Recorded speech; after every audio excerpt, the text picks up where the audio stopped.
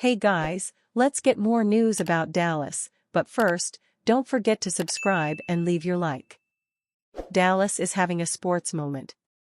Plus, a look at the rest of the NBA and NHL conference finals. Last year, Miami had a sports moment. The University of Miami made the NCAA Men's Final Four, the Miami Heat made the NBA Finals, and the city hosted the World Baseball Classic. It was a good time to be a sports fan in Miami. Now, the Dallas-Fort Worth Metroplex is seeing a similar pattern. The Dallas Mavericks tipped off in the NBA Western Conference Finals, which we'll get to in a bit, while the Dallas Stars prepare for the NHL Western Conference Finals. Both teams are a series win away from the finals. That success comes about 6 months after the Texas Rangers won the World Series. Apparently, Dallas Cowboys quarterback Dak Prescott had something to say about the pressure that puts on the area's NFL team. The Dallas Mavs took a close Game 1 over the Minnesota Timberwolves last night. It should surprise no one that the Mavs' success came at the hands of Luka Doncic and Kyrie Irving, who scored 33 and 30 points, respectively. The Timberwolves shared the ball much more, with Jaden McDaniels leading scoring with 24 points, while 5 others scored in the double digits. Game 2 will take place on Friday night at 8:30 p.m. Eastern Standard Time. The Boston Celtics are up 1-0 in the Eastern Conference Finals against the Indiana Pacers after an intense overtime on Tuesday night. Just when the Pacers thought they had the game, Celtics guard Jaylen Brown nailed a three-pointer to tie the game at the end of regulation. The Celtics prevailed in overtime. Game 2 tips off Thursday night at 8 p.m. Eastern Standard Time. While you were, likely, sleeping, the Florida Panthers took Game 1 of the Eastern Conference Finals against the New York Rangers, 3-0. Matthew Tkachuk scored 2 goals, starting it off in the first period, but going up 2-0 on a Rangers' own goal. The Panthers nearly had another goal, but the Rangers successfully challenged for goaltender interference and the goal was waved off. The Dallas Stars will face the Edmonton Oilers in the first game of the Western Conference Finals on Thursday night at 8:30 p.m. Eastern Standard Time. Louisville police are investigating the officers who arrested pro golfer Scottie Scheffler last week ahead of the PGA Championship. Scheffler is accused of trying to go around an officer directing traffic at the scene of a fatal accident. Scheffler allegedly injured the officer in the incident and is facing 4 charges, including second-degree felony assault. The WNBA season is in full swing, and we reported how Caitlin Clark's adjustment began to her new league. But now another star will be making her way to the court. NCAA women's basketball champion and former South Carolina Gamecock Camila Cardoso will be making her debut after suffering an injury during March Madness. Micah Parsons brings no excuse rule from Cowboys to BR.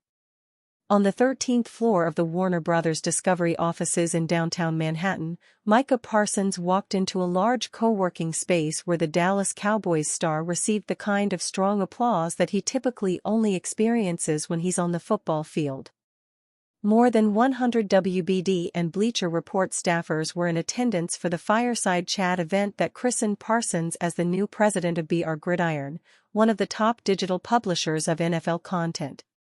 The menacing linebacker used the moment to push his WBD coworkers and direct reports to go above and beyond in their roles, offering a similar sentiment as he does with his teammates. Instead, this time in an office, not a locker room. "I have a no-excuse rule, you're either a go-getter or you're not," Parsons said from his new office on the 6th floor. "If you're just doing what's enough, you'll never be great." Parsons, who has his own business cards and an office badge, is bringing his relentless mentality to his new consultant role where he will provide unique insight while helping BR Gridiron develop a content strategy that feels authentic from a player perspective. His touch will be felt on everything from the social media footprint to the Bleacher Report app.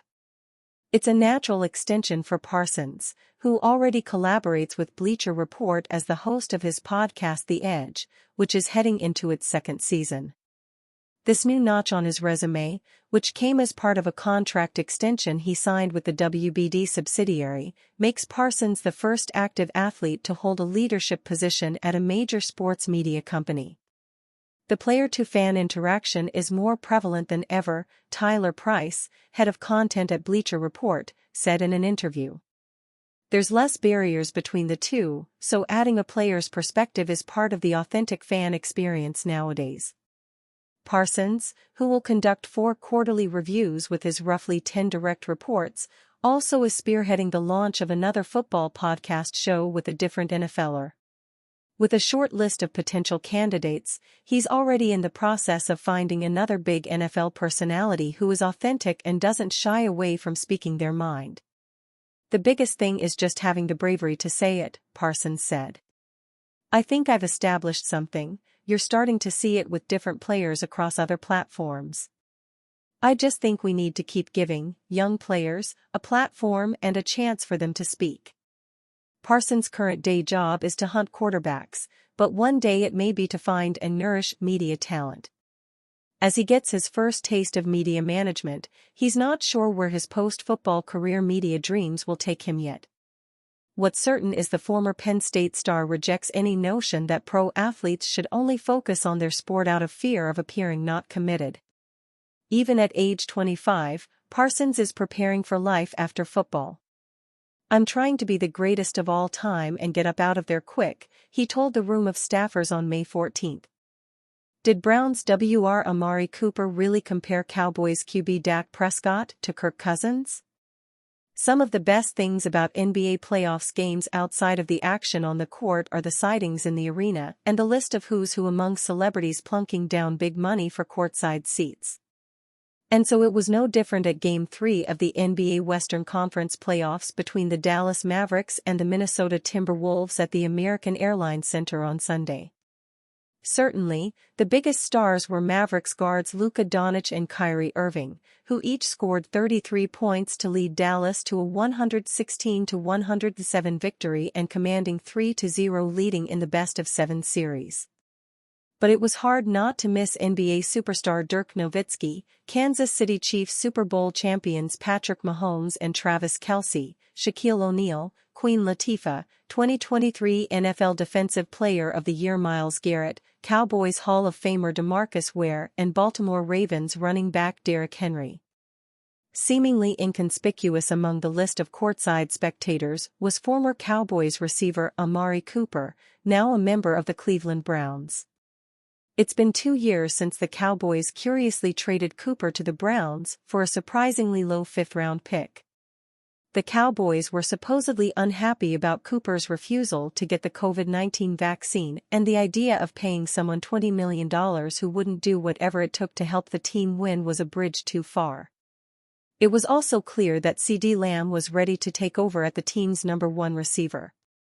But there was also a perception that something was amiss with Cooper's relationship with quarterback Dak Prescott, which was fueled by a fake social media post that the two got into a heated argument following the Cowboys' 23-16 wildcard loss to the San Francisco 49ers following the 2021 season. Cooper was said to have called Prescott the Black Kirk Cousins, which reportedly sent the Cowboys quarterback into a frenzy. The fake report took a life of its own on social media, giving credence to the anti-Prescott faction that he couldn't win big games, similar to the criticisms of Cousins, the former Minnesota Vikings now Atlanta Falcons quarterback, who famously fails to play his best in prime-time games despite being paid among the top players at his position. And you fan? What do you think of the situation of Amari Cooper? Leave your opinion in the comments.